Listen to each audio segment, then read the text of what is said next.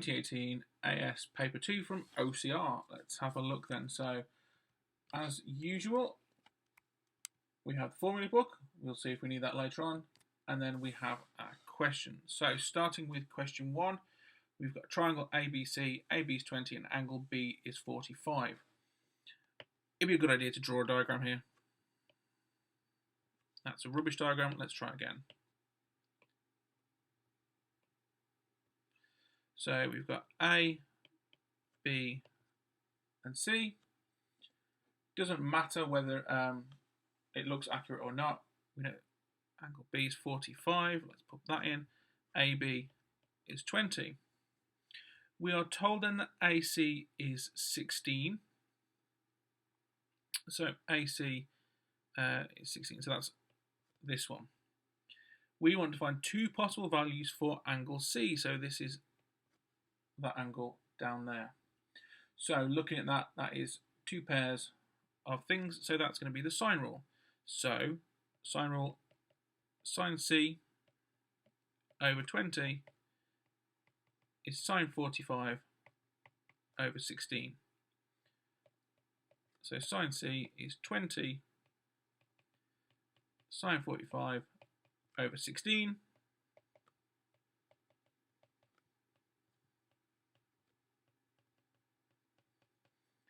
So inverse sine of 20 sine 45 over 16. So straight onto the calculator for that. Make sure we are in degrees, which we don't currently happen to be. So, oops, that's the wrong button. We need to pop that into, so shift, setup, and I want to pop my degrees in degree mode. So inverse sine, so I've got shift sine, and I've got 20 sine 45, close brackets, over 16. That gives me an angle of 62.1 degrees. Now it wants two possible values, so this is where we have to use trig graphs. Quick sketch of the trig graph. You can use the cast diagram if you want. We've got that. We know an angle of 62.1 is going to look somewhere like this, and let's say that's 62.1. That gives us that value of sine theta. That also corresponds to this angle here. So we know again that this angle, that distance in there, is also 62.1. So I'm also going to get 180 take away 62.1 degrees. So my other value is going to be 180 take away that answer, which is 117.9.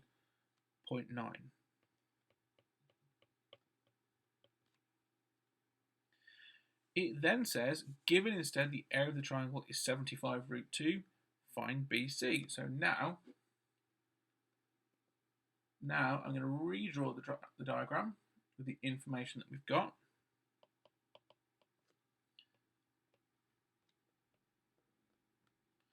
So still got 45, A, B, and C. Still got 20. We know that the area is 75 root 2. So again, you should know from GCSE or from the, this course that your area is half A, B, sine C.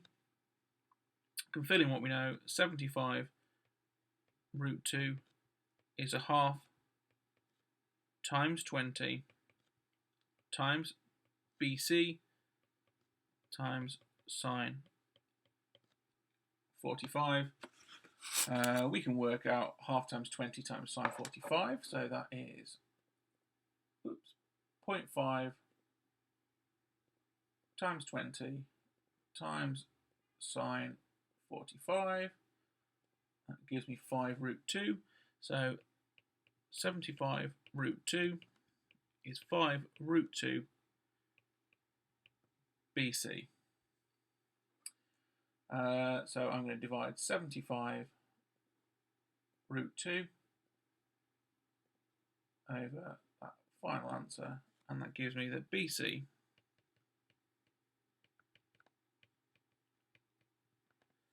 is 15 centimetres. Right, moving on then to question 2.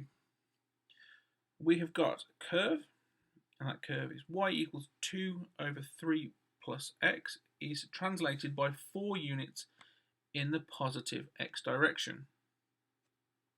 State the equation of the curve after it has been translated. So let's think. If I've got f of x and it has been translated 4 units in the positive direction, that means translation is plus or minus. X direction means it's inside the function, and if it's inside, we're going to do the opposite. So that means we are going to do f of x minus 4. So that means we are going to replace all x's with x minus 4. So this means we have got y is 2 over 3 plus x minus 4. And that becomes 3 minus 4 is minus 1, so that's 2 over x minus 1. Okay, so what's going on part 2? We've got the single transformation that transforms the curve y equals 2 over 3 plus x to y equals 5 over 3 plus x. So what's happened here? Well, I haven't added anything.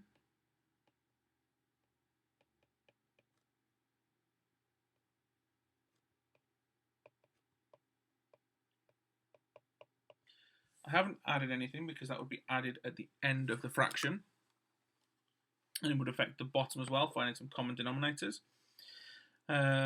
So it's got to have been a multiply. So let's investigate what happens if I divide the 2. So I've got 5 over 3 plus x over 2 over 3 plus x. And those bottoms are going to cancel out. That gives me a scale factor of 5 over 2.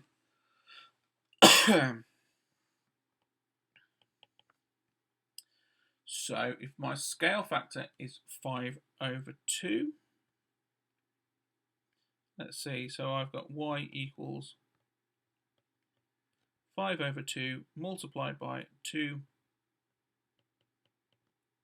over 3 plus x. If I continue on with that, that's going to cancel the 2's and give me 5 on the top, which is what we want. So that means I have a multiplication outside, so that it's going to be a stretch.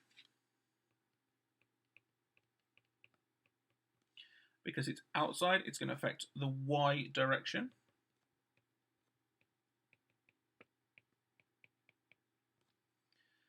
And it's got a scale factor, and because it's doing y's, it's doing exactly what we want. So that's a scale factor of 5 over 2. Right, question 3. In each of the following cases, choose one of the following statements. So we've got to say, does this go backwards and forwards? So if we look at the first one, y equals 3x to the 5 minus 4x squared plus 12x. And then the p is dy by dx, so it's been differentiated. So if I differentiate, so that'd be 5 times 3 is 15, reduced to the power is 14, that's right. 2 times 4 is 8, reduced to the power, yep. So it definitely differentiates. So this first one, you can definitely say it goes from P to Q. Does it go backwards?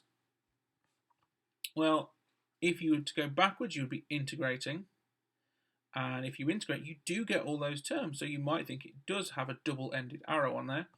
However, if you were to integrate it, it's going to have a plus C on the end. And there's an infinite amount of original functions it could have been. So no, it doesn't go backwards. It only goes left to right. If we do part 2, we've got x to the 5 minus 32 is 0, and x is a real number. So let's have a look. If we were to solve that, let's go x to the 5 equals 32, and then we're going to have x is the fifth root of 32, and that is 2. So that definitely works, going from P to Q. Does it work the other way around? So if I do 2 to the power 5, which is 32, take away 32, I get 0. So that one works back and forth. Now, part 3, ln is less than 0. So this one might help to look at what the graph of ln y looks like. Ln y, well, if ln y is x, let's draw the graph that matches that. So that's y equals e to the x. So ln y is that graph. If ln y is less than 0, is y less than 1? Let's have a think. If y is less than 1, now let's investigate.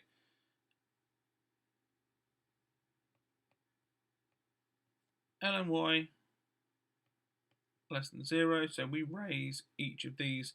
So we say y is less than e to the 0. So you're saying y is less than 1. Yeah, that works left to right. So P goes to Q. If y is less than 1, do you get, that doesn't work going back to front though, because if y is negative, you can't do ln, so it only works in that direction again. So yeah, that's the way we're going. If you can do ln y and you get less than 0, that means that your y value that you've put in is less than 1. Didn't need the graph after all. However, if your y values are less than 1, you might get negatives in there, and you can't do ln's of a negative, so it doesn't work back to front. Okay, question 4. That one was horrible. Question 4. Express that in that form. So that looks like that's completing the square. So this should be a nice, easy place to pick up some marks. Factorise 4 from the first two terms. So I'm going to get x squared minus 3x plus 11. I'm then going to complete the square inside that set of brackets. So I'm going to have 4, and then I'm going to have x minus 3 over 2 squared minus 9 over 4 plus 11. I'm going to expand it back, so I'm going to get 4x minus 3 over 2 squared. 4 times minus 4 is minus 9 plus 11, so that's going to give me 4 lots of x minus 3 over 2 squared plus 2. Right, we are going to state the number of real roots of that equation. Now, obviously you could do that in a few different ways. You might be tempted to do the discriminant, but we can look at this and use this result to tell us the number of real roots. What does the graph tell us? Well, we know x minus 3 over 2 all squared is greater than 0 for all values of x, or is greater than or equal to 0 for all x. Because no matter what you put in there, if you put 3 over 2 in there, you're going to get 0. Then no matter what else you put in there, if you get a negative result in the bracket, you'll square it and it'll become positive. If you put positive in there, it will still be positive. So it's always going to be bigger than or equal to x. And therefore, if I multiply that by 4, that's still going to be greater than or equal to 0 for all x. And then if I add 2 to it,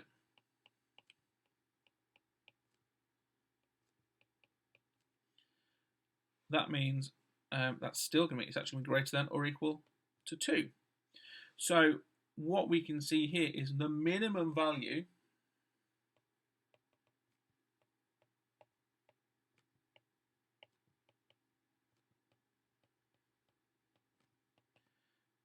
is 2, and again that relates to its turning point.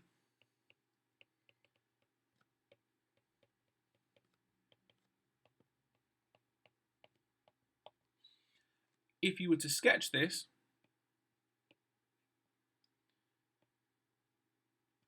it's going to look something like that. So that turning point is above the axis, again related to the idea of having completed the square and looking at those values. It's above the axis, so there are no real roots because the turning point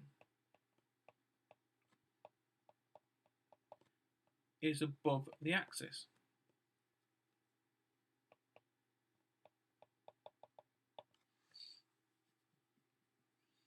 Right, explain fully how the value of r is related to the number of real roots, where p, q, and r are real constants and p is greater than 0. So, p is a positive number.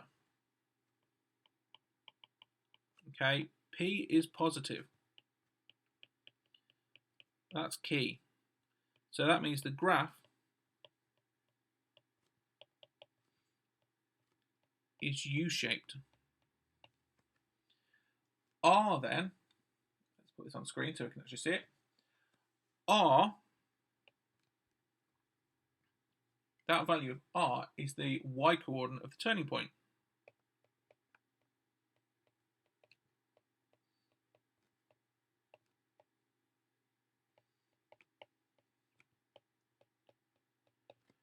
Is the y-coordinate of the turning point. So what that means then, if r is greater than 0, you are going to have no real roots. If r is 0, you're going to have 1 real root. And if r is less than 0, you are going to have 2 real roots. Question 5. The line x plus 5y equals k is tangent to the curve x squared minus 4y equals 10. Find the value of the constant k. And again, this is, you must show detailed reasoning. So we can't just stick it in the calculator and hope for the best. So what do we know? So let's look at this x plus 5y equals k and put it into a more user-friendly form. X plus 5y equals k. So that's going to rearrange to be y equals minus x over 5 plus k over 5. So what have we got? We told it it's a tangent to the curve x squared minus 4y equals 10. So let's put that into a y equals form. So I've got x squared over 4 minus 10 over 4, and that's y equals. Now, if I want to find tangents and I've got a curve, I'm going to differentiate. So let's do that. dy by dx. So that's going to be 2 times a quarter. So that's x over 4. And we know that line is a tangent. That's not x over 4 at all.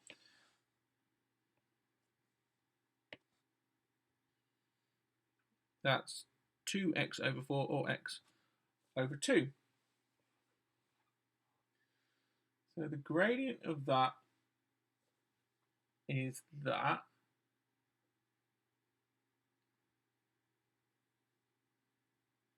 So we need to find some point. Let's find the gradient of the tangent. Well, that's minus a fifth. And then that somehow is equal to the dy by dx of the curve.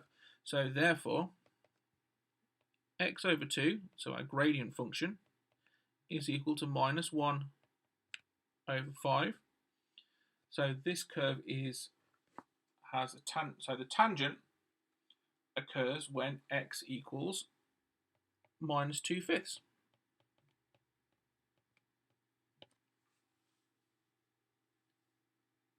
Okay, we're getting somewhere.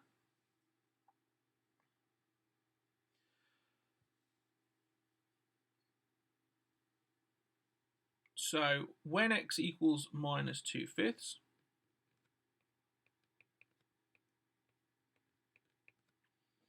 that means that x plus 5y equals k is a tangent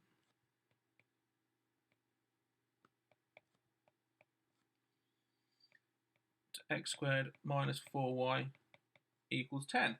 And if we know they're a tangent, therefore they intersect,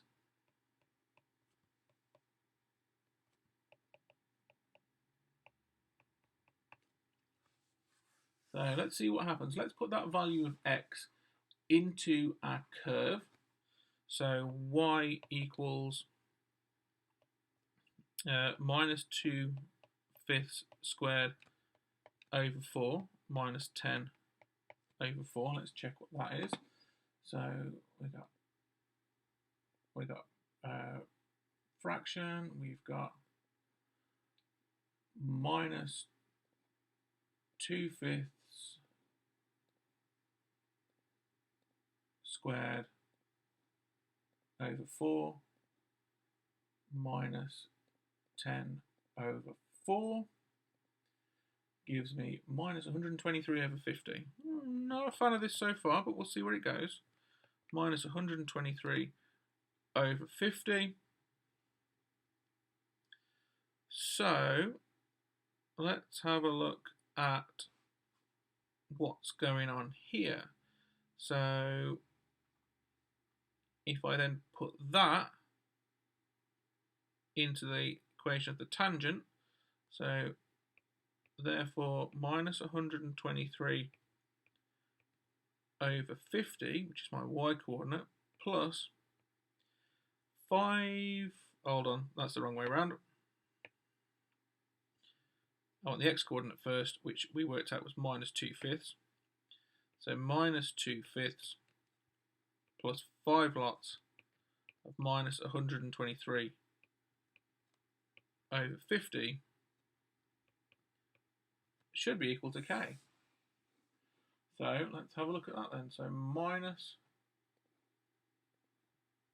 2/5 plus 5 times the answer, minus 127 over 10.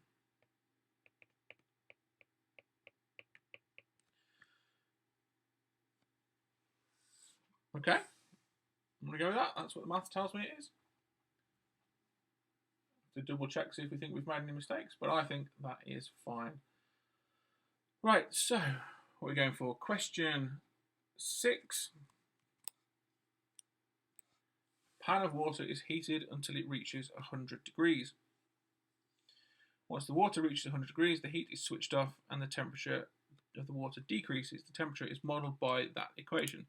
T is 25 plus A e to the minus kt, where T is time in minutes after heat is switched off, and A and K are positive constants. We're going to write down the value of A. A is 75. We know A is 75 because initially the temperature is 100 degrees, and if I put lowercase t equals 0 into the equation up here, then e to the minus kt becomes 1 because I get e to the 0. So I get that 100, which is the temperature at the start, is 25 plus A, so A has got to be 75 to make that whole thing up to 100. Explain what the value of 25 represents. Well, 25 is the room temperature.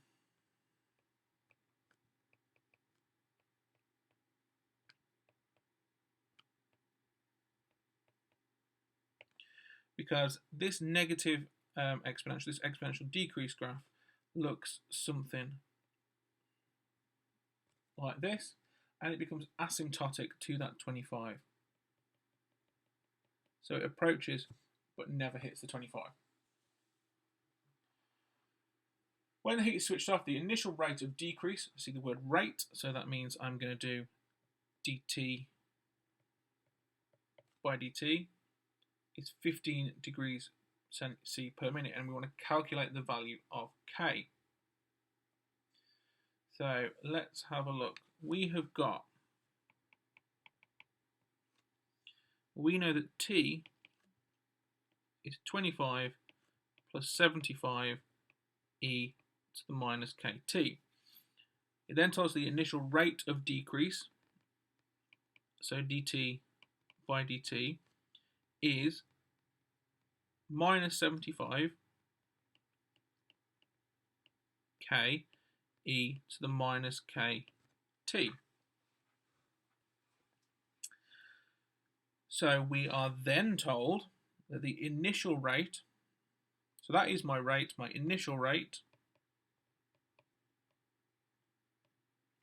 let's say initial,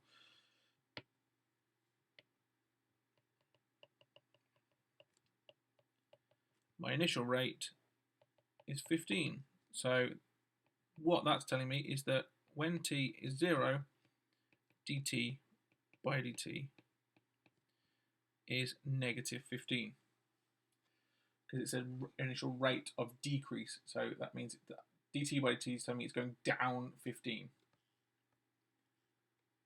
So let's have a look then. We've got a value for dt by dt. So we're going to make minus 15 be equal to minus 75 k e to the 0. So that bit becomes 1. And I'm going to do 15 over 75, so k is 15 divided by 75, which we can see is a fifth. K is a fifth.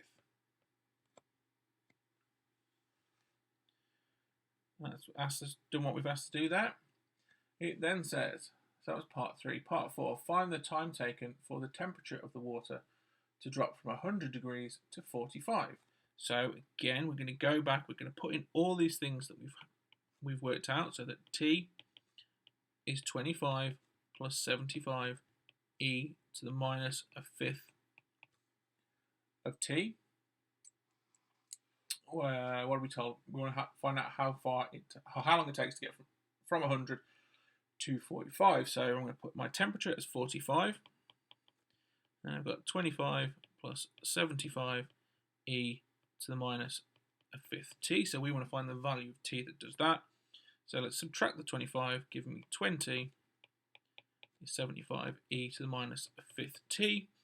Divide by 75, so 20 over 75, which is, let's just double check what that is, 4/15, and that's equal to e to the minus a fifth T. Now to bring everything down and to get rid of the e's, we're going to take logs of both sides. So then ln of 4 over 15 is equal to minus a fifth T. If I then divide through, because don't forget ln of 4/15 will be negative because it's a decimal number. So if I divide through by minus a fifth, so let's do ln that answer, and we're going to divide by minus a fifth. That's going to give me that T is 6.61.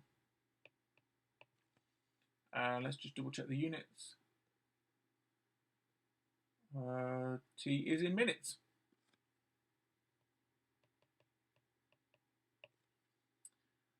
Right, question 5.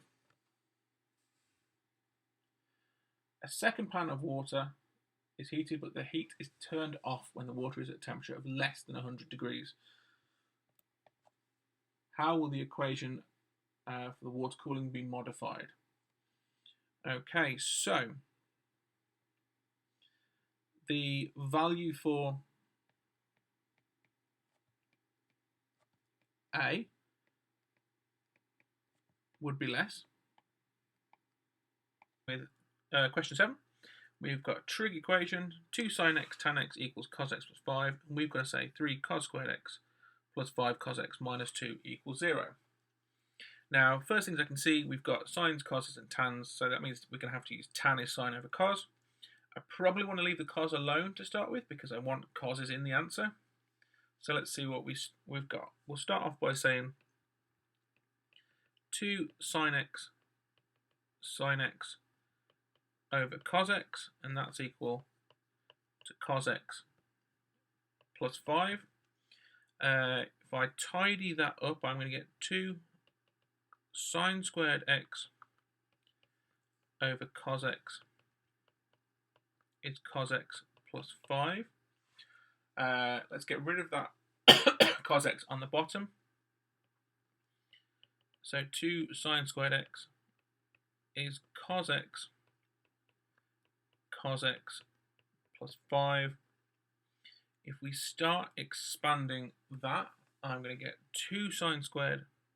In fact, I'm also going to replace at the same time that with 1 minus cos squared x. And then I'm going to get cos squared x plus 5 cos x. Well, there's a 5 cos x in the answer, so that's good. What we're going to get then, 2 minus 2 cos squared x is cos squared x plus 5 cos x. And then if we bring everything onto the right hand side, we are there. So I'm going to have 3 cos squared x plus 5 cos x minus 2. It then goes on to say, hence solve the equation 2 sine 2 theta tan 2 theta equals cos 2 theta plus 5. So, hence means that we need to use what we've already done. And then if we look at this expression, the 2 sine 2 theta, tan 2 theta, etc., we'd notice that if you were to make x 2 theta, then you actually get that initial equation we had at the start. So that means we can use the bottom equation that we rearranged to find and replace all the x's with 2 theta. So let's do that. So that's part 1. Part 2, we can instantly say then that 2 sine 2 theta tan 2 theta is cos 2 theta plus 5 can therefore be written as 3 cos squared 2 theta plus 5 cos 2 theta minus 2 equals 0. Now we've got ourselves a hidden quadratic. Let's just double check, are we detailed reasoning? No, we're not, so we are fine to just pop this straight into the quadratic solver. So we are going to go menu, we are going to go find our solver. Number 2, it's a quadratic, so I'm going to have 3, 5, and I'm going to have minus 2 as my coefficients. That's going to give me then that cos 2 theta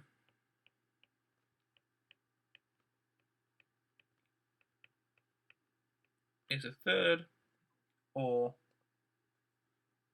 cos 2 theta is minus 2. Instantly we can look at that second one and reject that straight out because cos theta is between 1 and minus 1. So we can deal with that second one, that cos 2 theta is a third, so that if I inverse cos that, I'm going to get, so inverse cos, let's pop that back into, I want regular mode, so I've got 1, and I want inverse cos of a third, making sure we use fraction buttons, no approximations. So 2 theta is 70.5 degrees. Let's look at the range we're doing this in. So we're doing this between 0 and 180. but we do need to make sure that we've got everything between 0 and 360 because we're going to divide by 2. So, as always with a trig equation, I always like to draw a graph. If you want to use a cast diagram, feel free, but not for me. So if I do this, I come along a third's amount there, so that distance in is 70.5. And then I've got this intersection here, which is 70.5 below 360. So I'm going to have my other solution there is 360, take away that, which is 289.5. Judging from the graph, I'm not going to get any more solutions, so what I'm going to do now is divide by 2. So when I do that, I'm going to get 144.7.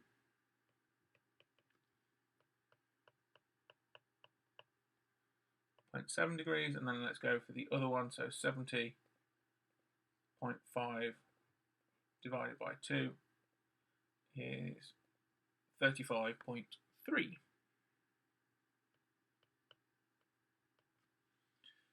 And those are my two solutions. Right, question 8. Looks like we've got some integration to do. So in this diagram, you must show detailed reasoning, so that's important. We must show detailed reasoning. Shows that part of the graph of 2x to the power of a third minus 7 over x to the third. The shaded region is enclosed by the curve, or shaded regions and areas on a curve, that's integration. So this is telling me then that the integral of that function 2x to the third minus 7x to the minus a third, because we always want to have powers at the top, and that's going to be dx, and that is between the lines 8 and a, and that we know that if we do that, we get an area of 45. 9 marks, so I'm expecting this to be quite long. Let's have a look, see where we go. Get rid of all that now.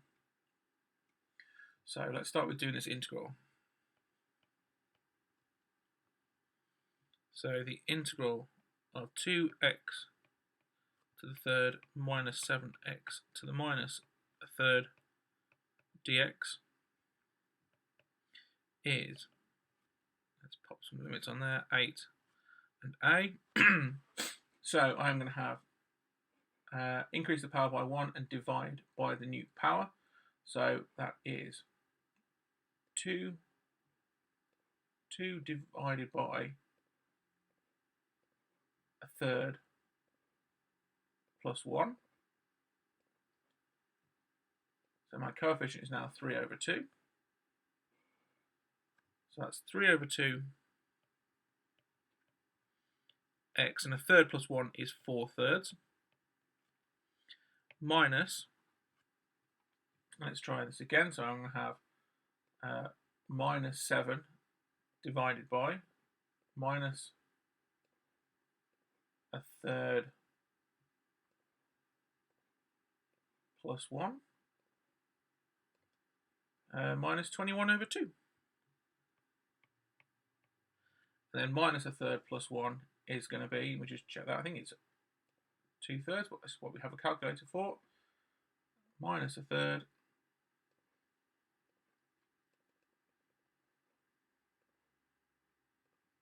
plus 1 is 2 thirds. So that is x to the 2 thirds. And that's between a and 8. Okay, so let's start popping things in. We've got 3 over 2, and that would be a to the 4 thirds, minus 21 over 2, a to the 2 thirds, minus 3 over 2, 8 to the 4 thirds, minus 21 over 2, a to the 2 thirds, 8 to the 2 thirds, sorry, not a.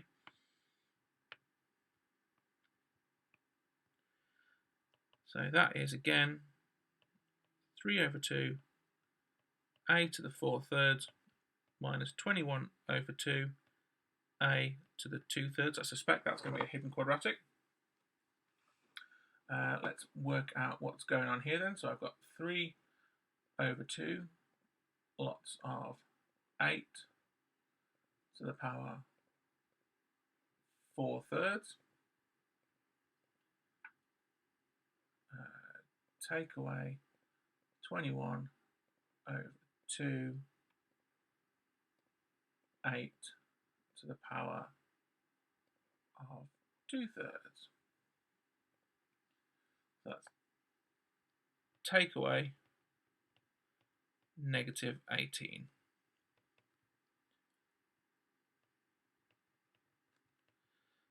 So 3 over 2, a to the 4/3 minus 21 over 2, a to the 2/3 plus 18, and all that's equal to 45. So therefore we are going to go for 3 over 2 a to the 4/3 minus 21 over 2 a to the 2/3 plus 18 minus 45. So 18 minus 45 is minus 27. And look, we've got a 3-term hidden quadratic. So that middle term is going to be our powered one. Is that going to be our x, sorry? So you could make a substitution u equals a to the 2/3. I'm not going to bother. This is detailed reasoning, so I do need to show some intermediate steps. However, they're not going to be too picky in terms of the quadratic at this stage of a paper, so we can still pop it in to our solver. So I've got 3 over 2. I've got minus 21 over 2. And I've got minus 27. Gives me then, so I can factorise this and say that a to the 2/3 minus 9 is one of my brackets. And then a to the 2/3 plus 2 is the other brackets. In terms of exam technique, I have shown that I have solved the quadratic. I've shown some methods of doing it. I haven't just said this is the answers. I've put that intermediate step in, even though as you can see I've used the calculator to do that. Right, so we do that, and you can then say, use those solutions. A to the 2/3 is 9. A to the 2/3 is minus 2. From there then, if I want to get rid of those, I'm going to make a is therefore 9 to the 3 over 2, or a is minus 2 to the 3 over 2. So I'm going to do the inverses of those. So let's just double check what they are. Let's not think about this too hard. So 9 to the power of 3 over 2 is 27. And then the other one, got minus 2. Remember, it has to go in brackets because the calculator will do BODMAS correctly. It will interpret it the way it should be interpreted, not the way you think it is. And we can't do that one. So there are no real solutions for that one.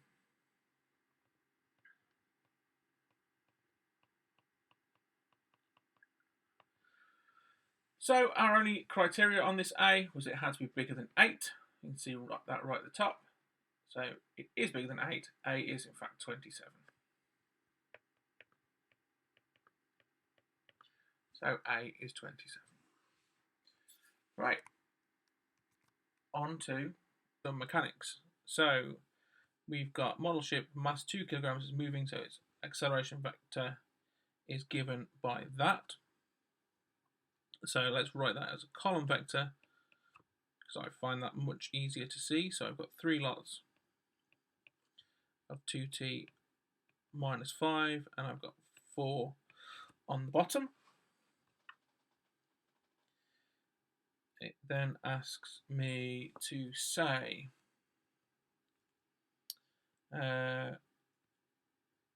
if I have got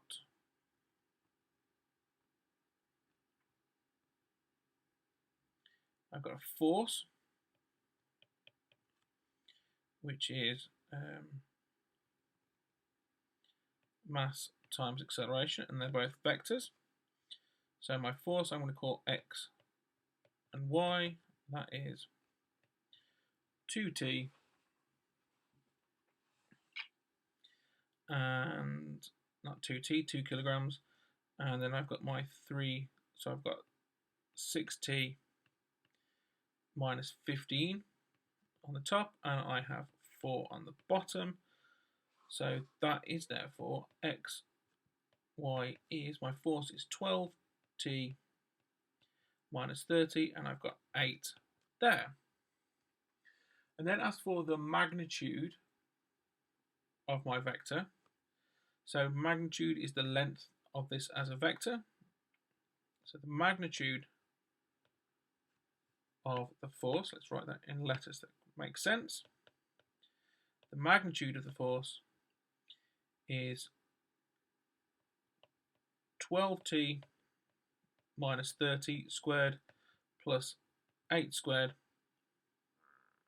all square rooted. And we are told that this magnitude is 10.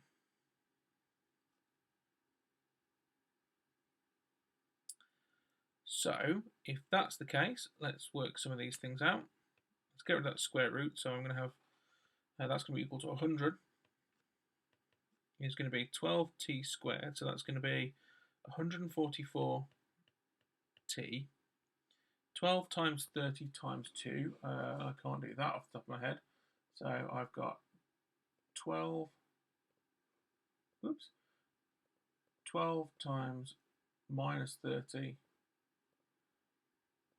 times 2, which is minus 720t.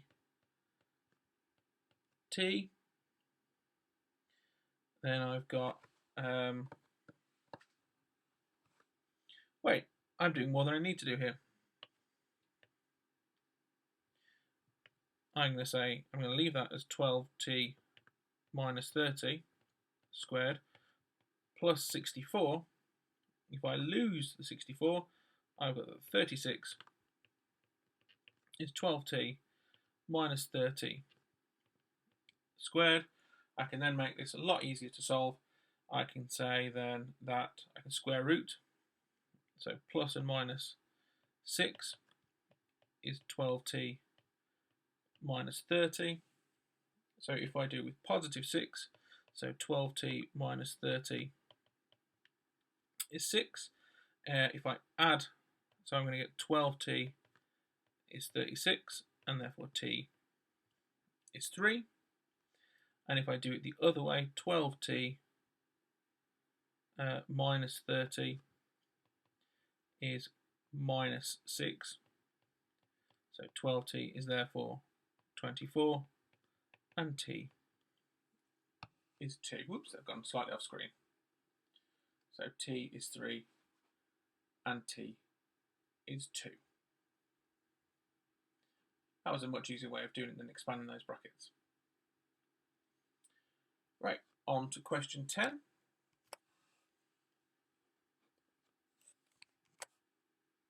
So particles P and Q of masses 3 kilograms and 5 kilograms respectively are attached to the ends of a light inextensible string. The string passes over a smooth fixed pulley. The system is held at rest with the string taut. The hanging parts of the string are vertical, and P and Q are above a horizontal plane. Find the tension immediately after the particles are released. So first thing you need to do, as ever with anything with forces in, is to draw force diagrams. We have force diagram half drawn already. I'm going to put some forces on there. So I've got 3 G newtons going down there, and I've got 5 G newtons going down there, and then we have a tension going along there. I'm going to have acceleration is going to go that direction, and in that direction. And then going to do what we always do in this kind of question and draw the diagram separately. So I've got 3 G newtons there, and I've got tension there with my acceleration, 5 G newtons, tension, and my acceleration going that way. For each of those, we're going to do F equals ma. So I'm going to do it on P. F equals ma. So I'm going to make up be the positive direction and keep that consistent. So I have got T minus 3G is equal to 3a. For Q, I have got, so F equals ma again. T minus 5G is negative 5a because it's accelerating down. I want tension. I suspect I'm going to want some acceleration as well. So let's have a look. We'll find them both. T minus 3G equals 3a. Let's get the simultaneous equation solver. So I've got T minus 3a is equal to 3G, and T plus 5a is equal to 5G. So let's have a look then. I'm going to use the simultaneous equation solver. So equation function, it's a simultaneous. I've got 2 unknowns. First one I've got 1x, and I've got minus 3a, and then I have 3g. I'll put 3 times 9.8 in, and I've got 1x, I've got minus 5y, and then that's 5 times 9.8. That gives me then that my tension is 0 and my acceleration is minus 49 over 5. That doesn't seem right. Have we made a mistake? Let's go and have a look. So, what have we got? T minus, there's my mistake. No, it's not. T minus 3G equals 3a. That's fine. T minus 5G equals negative 5a. So let's solve this manually. We've rearranged those. We've brought the 3a across. We've taken the 3g that way. We've brought the 5. So let's do this. Let's take a step back, shall we? Let's get rid of those lines. So on this second one, T is equal to 5g minus 5a. So therefore, 5g minus 5a minus 3g equals 3a. If I add the 5a, well, on the left I'm going to get 2g. On the right I'm going to get 8a. So a is 2g over 8, or g over 4. We are then going to get, that would give us t then, is 5g minus 5g over 4, because my acceleration is obviously g over 4. Let's just double check this. Oops, gone slightly off screen. Menu 1, 5 times 9.8. Take away 5 times 9.8 over 4, which is 147 over 4.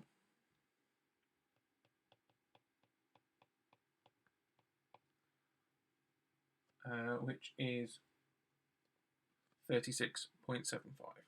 That seems a bit better. We definitely would due some tension. Right. Find the distance travelled by P between the instant when Q strikes the plane and the instant when the string becomes taut again. So after descending 2.5 meters, so we've got some constant acceleration going on. So we've got SUVAT, S, U, V, A, and T. After descending 2.5 meters, so as Q is going down 2.5 meters. It starts at rest. I think I want to find the velocity here because I want to know what P is doing, what velocity it's moving at when this Q stops, because P will continue on to move. It will have some momentum and continue on moving. So V is what I want to find, and my acceleration, it's going to be accelerating at negative G over 4, and I'm not interested in the time. I want a SUVAT equation with S, U, V, and A. Let's just double check our formula sheet. Let's find that formula sheet. So that's on right back in question 1. That looks like that is V squared equals U squared plus 2AS. One of the common ones. V squared equals U squared plus 2AS. So what can we do? We can say V squared, that's what we want to try and find out. We've got 0, we've got 2 times minus G over 4 times minus 2.5. 2 times minus 9.8 over 4 times minus 0.5. And that gives me that V squared is 49 over 4, and that V is 7 over 2. So that's the point. So all this is happening when there is tension in the string. Now we're going to get to the point where Q has stopped, P continues to move up, and the string goes slack. Because the string goes slack, there is no tension, and the only force acting on this is the acceleration due to gravity. So we're only under gravitational forces. So now we're going to do SUVAT again. What are we actually trying to find out? How the distance travelled by P between the instant when Q strikes the plane, so that's when that's hit the ground, and the instant when the string becomes taut again. So what we want to find is how far that P is then going to travel up to its maximum height, because then we can double it, because it will have to come back down the same distance to get to being taut again. So S is what we want. U is that velocity we've just found, which is 7 over 2. At its maximum height, V is 0, and A in this case is just minus G, because we're only under the effects of gravity. So again, we can use the same equation, V squared equals U squared plus 2AS.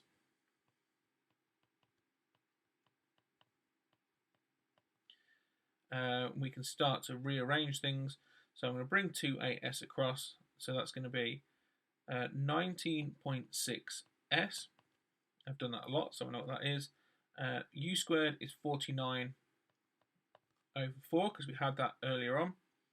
So S is 49 over 4 over 19.6. 49 over 4 over 19.6, which is 5/8. The whole of that distance then because it's got to go up and it's got to come back down to get to the same level where it was, where the string was taut. So the whole distance is 2 times 5 over 8. So I've got answer times 2 is 5 over 4, or 1.25.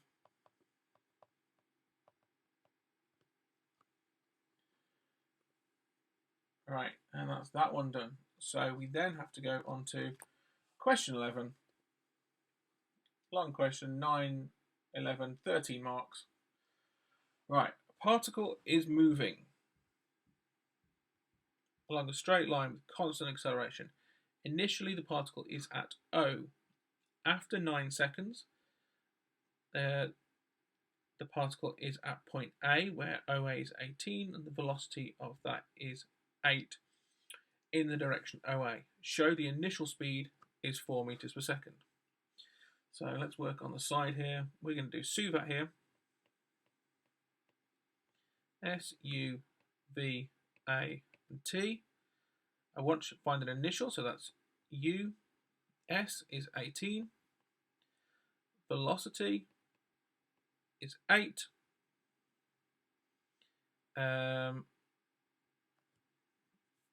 And T is 9. So again, we want to look for our SUVAT equations. So we're going to find our formula sheet. We've got S, U, V, and T. So that would be S equals a half U plus V T.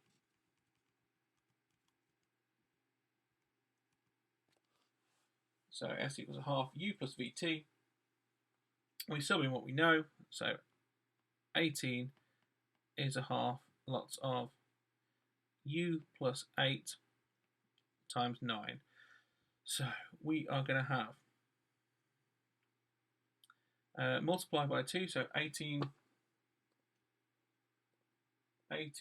times 2 divided by 9 equals 4. So 4 is U plus 8. So therefore U is negative 4. But speed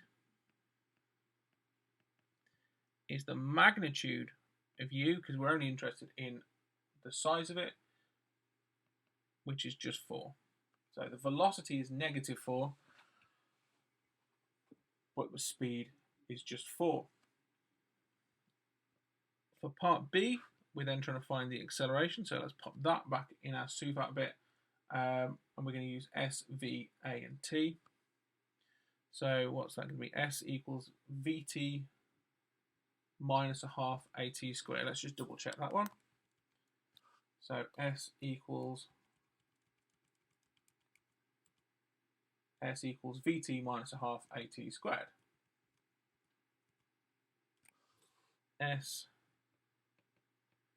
VT minus a half AT squared. We're going to pop all the bits in again. So 18 is 8 times 9 minus t squared, 81 over 2 a. So we can make 81 over 2 a, and then 8 times 9 is 72. Take away 18. 8 times 9, take away 18 is 54.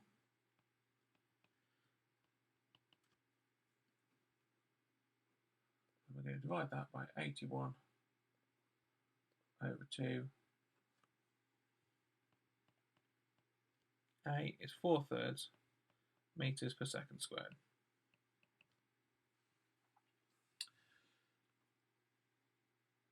Right, B is a point on the line such that OB is 10, as shown in the diagram. Show that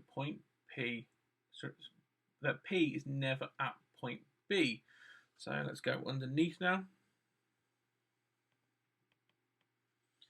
So if you're at P, so if you're at B, that would mean your displacement would be negative 10. So S, U, V, A and T. Let's make S negative 10. U I'm going to leave for the time being. I'm going to use V. I'm going to have to use one of them. Let's use V is minus, U is minus 4. And we're going to use S equals UT plus half AT squared. Yeah, let's use the A as well. I prefer that equation. And A is 4/3. And we don't know what T is. So the goal here is to find a value of T that allows us to be at a displacement of minus 10. If I can find one, then I can get to point B. If I can't find one, then I can never get to point B. And we can do it like that. So S equals UT plus a half AT squared minus 10 is negative 4T plus 4, 6T squared. So again, we can use our solver. 4, 6T squared, or 2/3, minus 4T plus 10 equals 0. And let's have a look at that. So menu,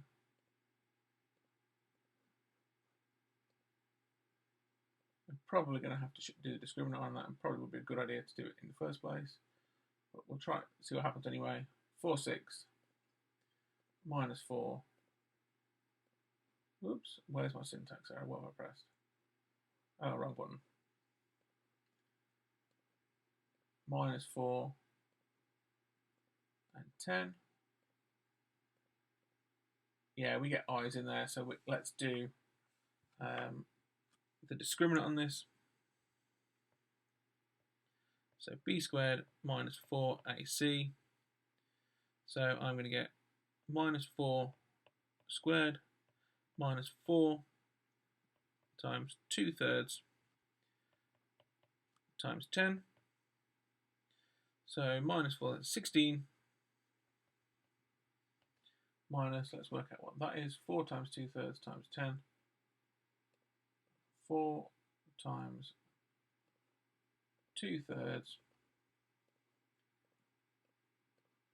times 10 gives me 80 over 3, and then 16, take away that.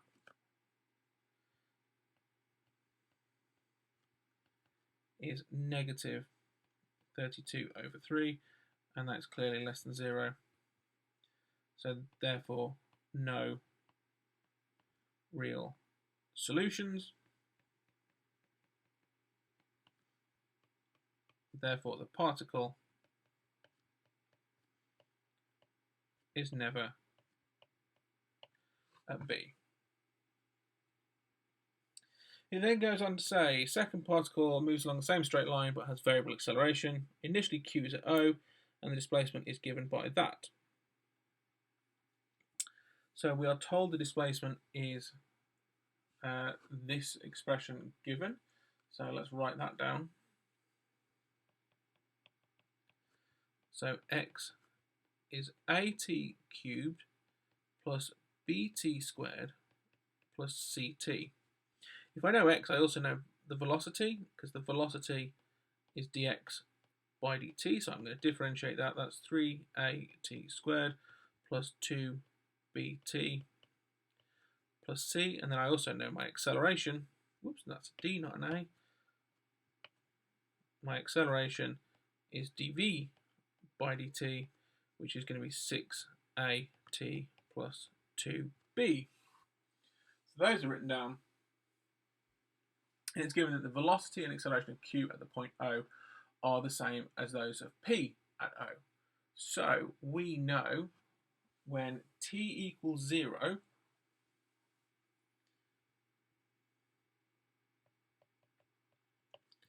we know that the velocity is, what does it start off with at O?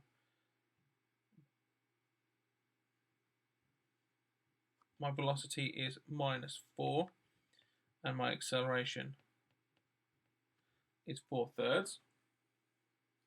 So what that means then is from the second equation, I can get that minus 4 is 3a times 0 squared plus 2b times 0 plus c. So c is minus 4. And I can also get from the bottom equation that 4/3 is 6a times 0 plus 2b. So therefore b is 4/6 or 2/3. And that q reaches the point A when x equals 6. So q reaches A, which is 18 meters away when t equals 6, sorry. So we know when t equals 6, we know that x equals this position A, which is 18 away. So therefore 18 is equal to A times 6 cubed plus B, which is 2/3 of 6 squared, plus C, which is minus 4 times 6. We started doing some of this. Let's do this end bit. So I've got 2/3 of 6 squared, take away 4 times 6 is 0. So 18 is 6 cubed, which I'm not 100% sure is, I think that's 216. 6 cubed is 216a. So a is 18 divided by that, or a 12th. So my velocity, therefore,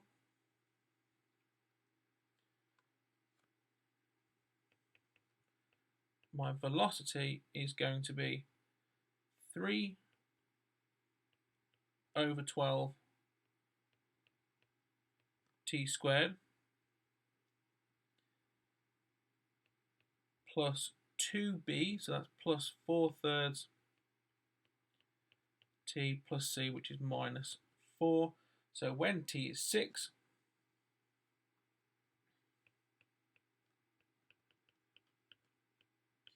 my velocity is going to be 3/12, 6 squared plus 4/3, take 4, so that's just going to stick that in the calculator. 3/12 6 squared plus 4/3 of 6, take 4.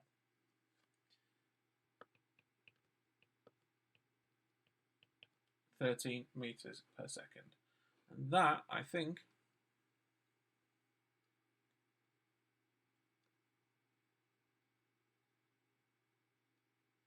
is it. That, I think, is the whole paper.